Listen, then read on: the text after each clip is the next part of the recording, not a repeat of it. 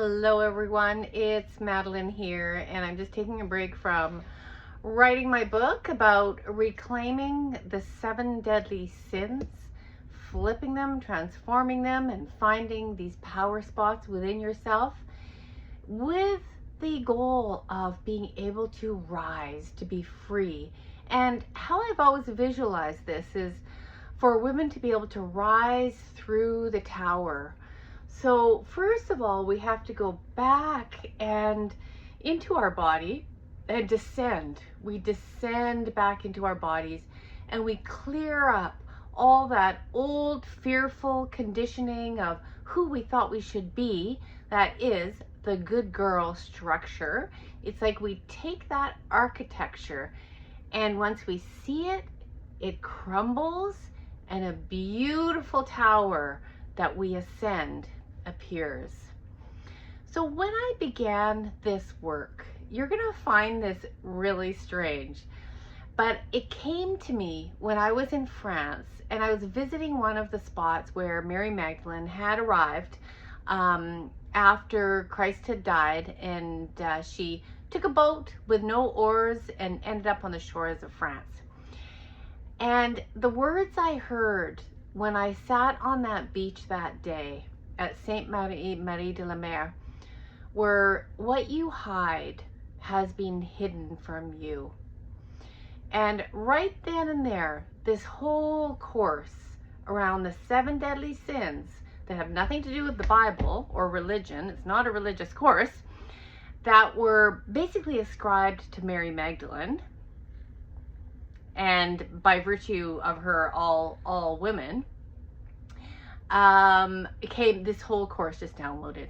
Now, I think it's important just to remember that Mary Magdalene was only named a prostitute some 600 years after her death. And her Gospels that were written, like the other Gospels, were taken and buried. And some of them, not all, were found years later, like in the last 200 years. And when I heard that, and I actually read some words of her gospel, something hit me that I felt rage, I felt sadness, I felt grief, that women and in general, and people, the divinity and the love that resides within people, our own human body, and our connection with the divine, this had been left out purposefully, of course, because the Catholic Church couldn't have people having direct access to God, God forbid, because they had to go through the church. So I felt a lot of grief. But here's the thing that you're going to find funny, that even as I explored this and I researched it and I started teaching this course a little bit before that, but I never really connected with the fact that my name is Magdalene. My name is Magdalene, which means Magdala, which means the tower. And even as I say that, it sounds really strange, because that it was almost like a side product of this. It's like, oh, right, I am named the tower.